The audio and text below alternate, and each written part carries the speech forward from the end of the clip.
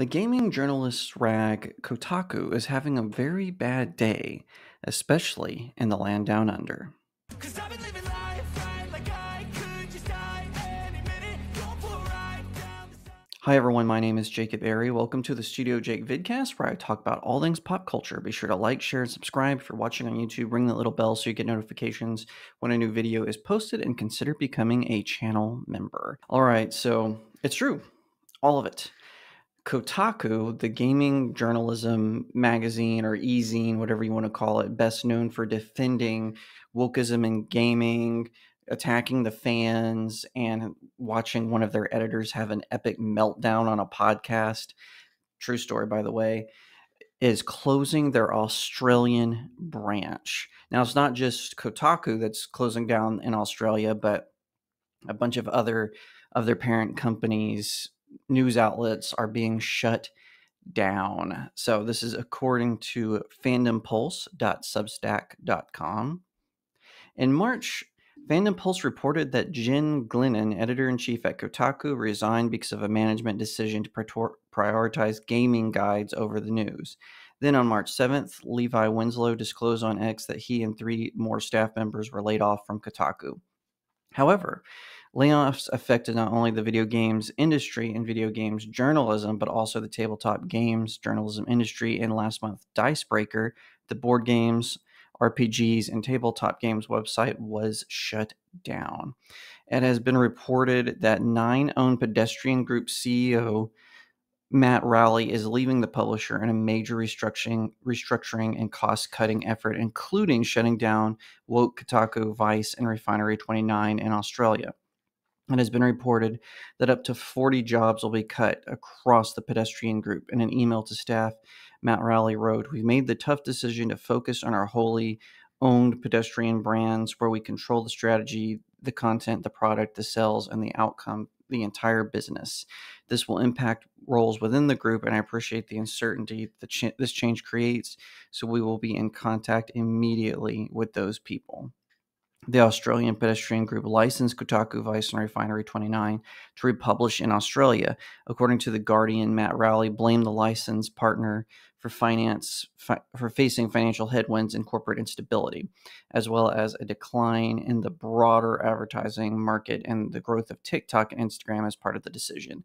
Matt Rowley could have said, "Go woke, go broke." It would appear that the propping up and endless money supply for woke gaming journalists is finally ending. Now, that's not the whole article. I want you to go to fandompulse.substack.com to read it, but I just wanted to highlight this. This is a victory. And listen, I feel bad for the journalists who were in Australia who are working for Kotaku and these other outlets, as well as the ones in America that are being affected, because they didn't deserve this if you were just trying to make a game guide or reporting the game news. However, Kotaku let the inmates run the asylum. They hired a whole bunch of bloggers that no one cared about, but they said the right things to attack fans who didn't want changes to their characters, who didn't like aspects of the gaming industry, who didn't like them working with Sweet Baby Inc. and companies like Sweet Baby Inc., which promote, that whole wokeism in corporations and whatnot. So this is a victory, though, because the journalism angle has gone so corrupt. And it's not just gaming journalism. We see this in places like in CNN, on Fox News, on ABC, on NBC, especially NBC. Their sub-channel MSNBC is one of the worst. The whole media atmosphere has embraced wokeism to a terrible degree, and now it's costing them.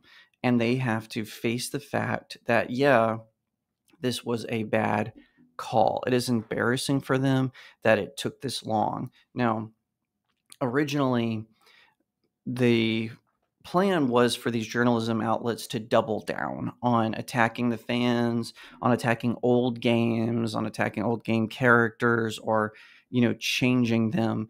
They were all worshiping that and saying, "Hey, let's go for this. This is great." When the gamers struck back and said, "No, we don't like this," they immediately clapped back and started attacking gamers, which is a mistake because gamers aren't like a lot of other fandoms. Gamers just say no, and also they tend to be tech savvy, so they know what they're doing. Personally, I'm glad that this is happening. I think the media across the board has become corrupt, as I said earlier, and I hope that it will all come together where we see like a reformation where we see places like Fandom Pulse, like Bounding Into Comics, like Bleeding Fool, like Geeks and Gamers start to rise from this. And I don't even care about the politics of it, but whenever you have gaming journalists try to, oh, what's the word I'm looking for? Trying to insert their therapy notes, their own personal agendas into stories about games, they end up with egg on their face. And we saw this with the Suicide Squad Kill the Justice League disaster, right? They were all praising the game. It's going to be good. And then they find out Sweet Baby Inc. is involved. Now, Sweet Baby Inc. was this consultant company that video games paid money to tell them that their game needs to be more woke. It could have been a comic book related thing, it could have been a historical thing. They did this with Vikings Valhalla, which is an Assassin's Creed game. They did it not just, with DC Comics. This was a pervasive issue that was plaguing the gaming industry. And now Kotaku is facing the karma that they have reached. Now, by the way, I don't believe in karma. I believe in more of the biblical term, which is sowing, good seed. Where you sow it, what you sow, you shall reap. Kotaku sowed the seeds of woke, and they're reaping the disaster. Go woke, go broke, get woke, go broke, whichever one it is.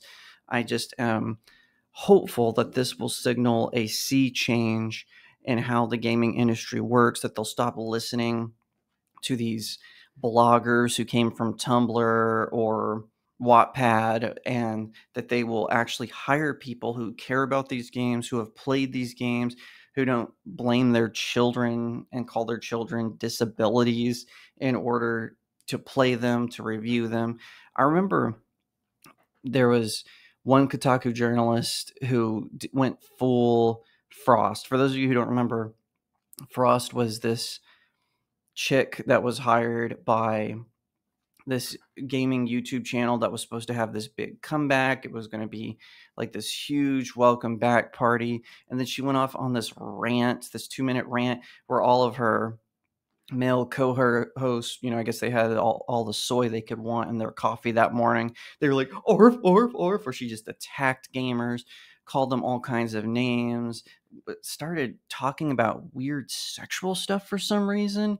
It was all just, you could tell she was just trying to get her notes in that she told her therapist, not the therapist's advice to her, obviously, just her own therapy out there. She was projecting her own insecurities onto the audience, and that was stupid, and it destroyed that gaming outlet, that gaming media outlet.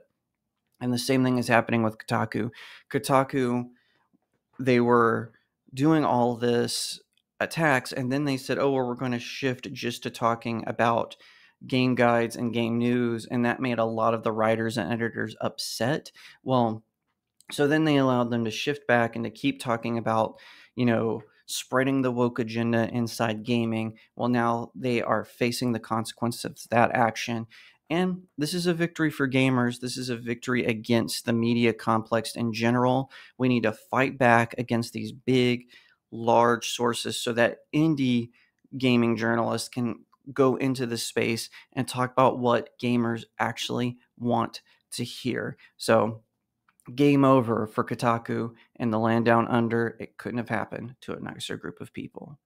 If you like that video, be sure to give it a like, leave me a comment, tell me what you think, share it out to all your friends, and subscribe. If you're watching on YouTube, ring that little bell so you get notifications every time I post a new video or go live.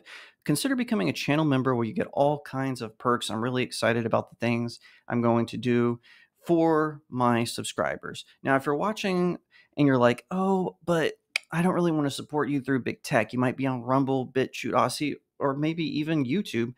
Well, you can click on the link to my locals community. It's in the description. It's where you can give me tips for my articles or even sign up for a monthly membership. Or You can buy my new novel, Blessed Child, which is available on Amazon. Just search Blessed Child and my name, Jacob Airy. It'll come up. It's a fantasy romance novel that I think you will enjoy. Or purchase one of my older books. I would love to hear your thoughts on them. Leave me a 5-star review. Once again, thank you so much for watching, and I'll see you next time right here on Studio Jake. 'Cause I've been living life right like I could just die any